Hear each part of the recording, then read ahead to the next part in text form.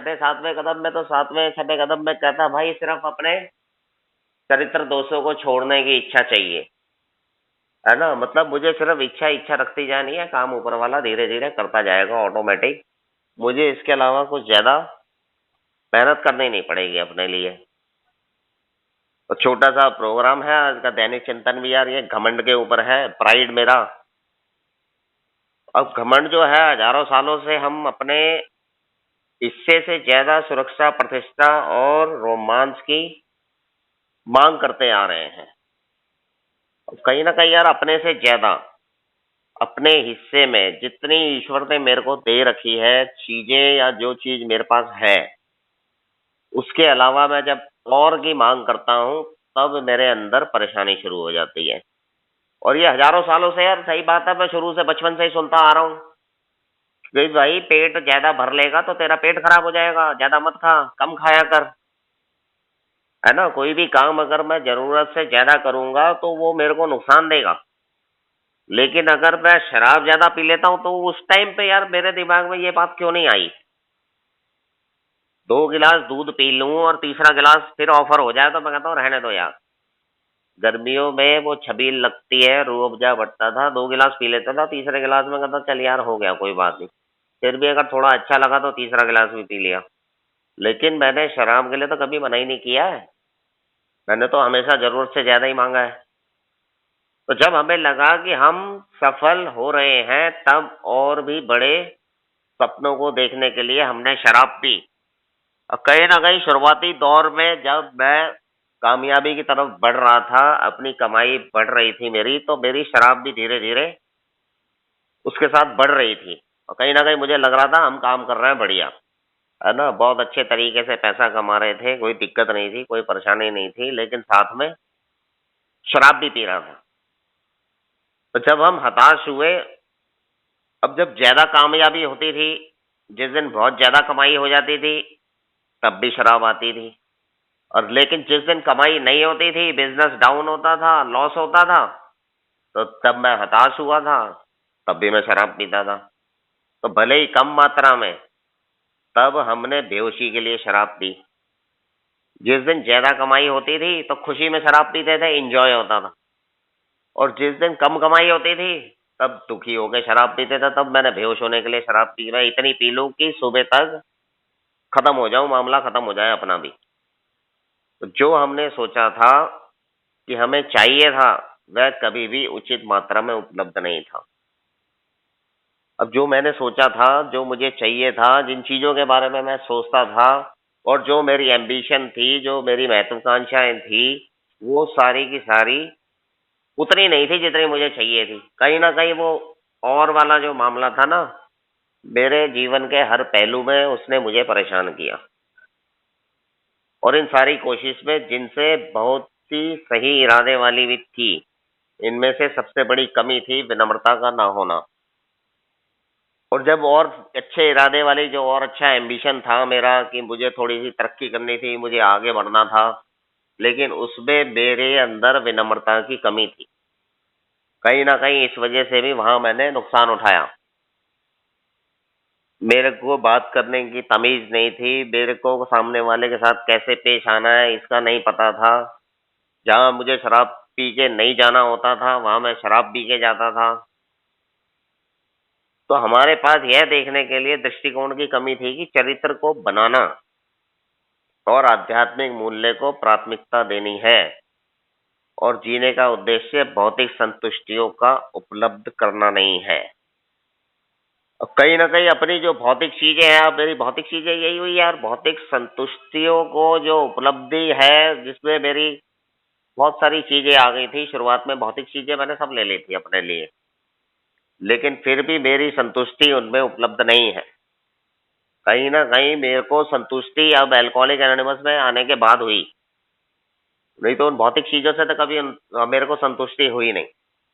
हर चीज़ के लिए मैं हर चीज़ के पीछे ही भागता रहा, इसको ले लिया, अब एक चीज़ आ गई है ना? शुरुआत में मेरे को फ़ोन का बड़ा शौक था, मैंने पहले लैंडलाइन लगवाया, उसके बाद फिर मैंने कोर्डलेस लिया, है ना? उसको लेके घूमता रहता था अपने हाथ में, है ना? जितनी उसकी दूरी होती थी, उस दूरी तक जाके लेके जाता था साथ में अपने। कहीं न कहीं मेरे अंदर रहता था दिमाग में लेकिन मेरे को संतुष्टि नहीं होती थी, क्योंकि जब मैं किसी दूसरे का कोडलेस देखता था, वो उसका मेरे से थोड़ा अच्छा होता था, तो मुझे ऐसा लगता था मेरा ये वाला होना चाहिए, मेरा इस तरीके से होना चाहिए। मुझे अपनी चीज़ बेकार लगती थी, मुझे अपनी चीज़ पसंद ही नहीं आई। शुरुआत में तो बड़े जोश में बहुत अच्छी लगती है, लेकिन कुछ समय बाद वो बेकार लगती है एकदम। तो मेरे को संतुष्टि नहीं हुई यार किसी भी चीज़ में, और बार-बार मैं फिर 7वें कदम के पास गया, लेकिन उसे ना समझने के कारण वापस आ गया। और यही बात अब प्रोग्राम करने के बाद, रिकवरी में आने के बाद बहुत चीज़ों की हो जाती है कभी-कभी। उसके बाद मुझे वापसी पता चलता है कि मेरे अंदर ये क्या परेशानी हो रही है, तो मुझे पता चलता है कि मुझे छठे और 7वें कदम में कहीं न कहीं कमी आ रही है, क्योंकि मेरा कोई न कोई चारित्रिक दोष निकल कर मेरे सामने आता है।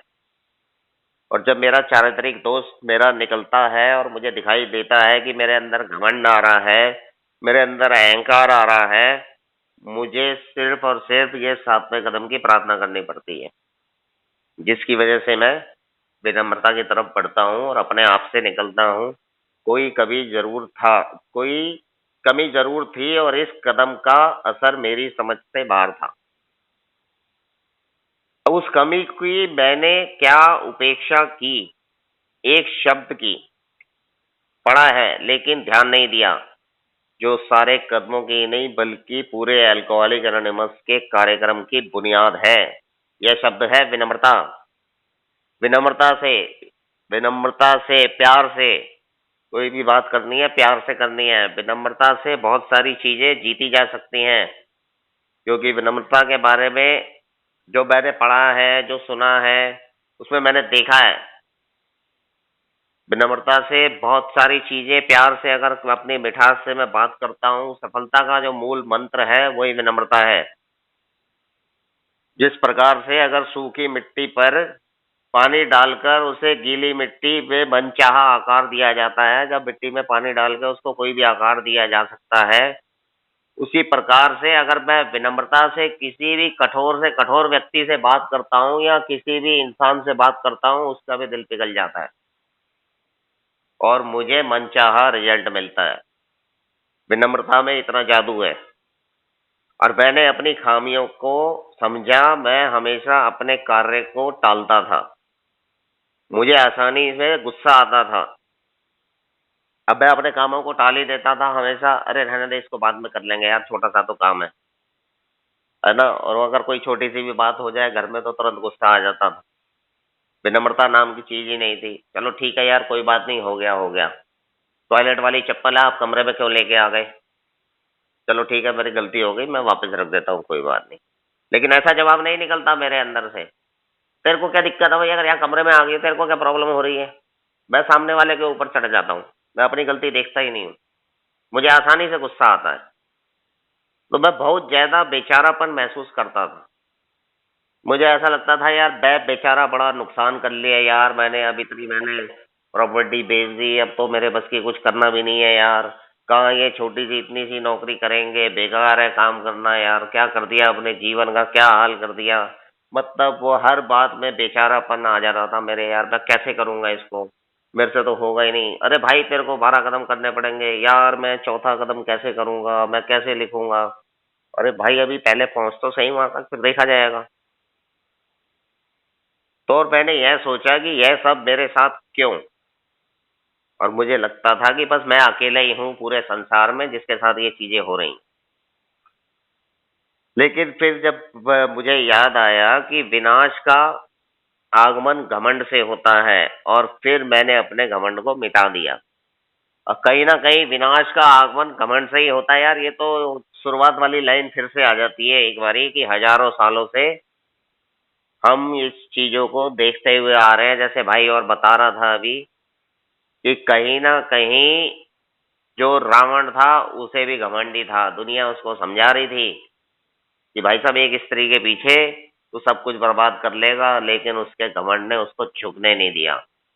इसी तरीके से मैं भी शराब के सामने नहीं झुक रहा था। मेरे को शराब गिरा-गिरा के बता रही थी कि तेरा हाल बहुत बुरा कर दूँगी मैं, तू पी के दिखा मेरे को। और मैं फिर पीता था उसको, बार-बार पीता था, और यही मेरा पागलपन था और यही मेरा घमंड था कि ये जो कुछ हो रहा है, ये शराब से नहीं हो रहा है, ये कहीं न कहीं इसकी गलती है, उसकी गलती है, उसकी गलती है, उसकी वजह से पी रहा हूँ, उसकी वजह से पी रहा हूँ। मैंने कभी भी शराब को दोष नहीं दिया और जबकि मेन कारण वो मेरा पहला घूंट था, जिसकी वजह से मैं यहाँ तक पहुँचा और इसी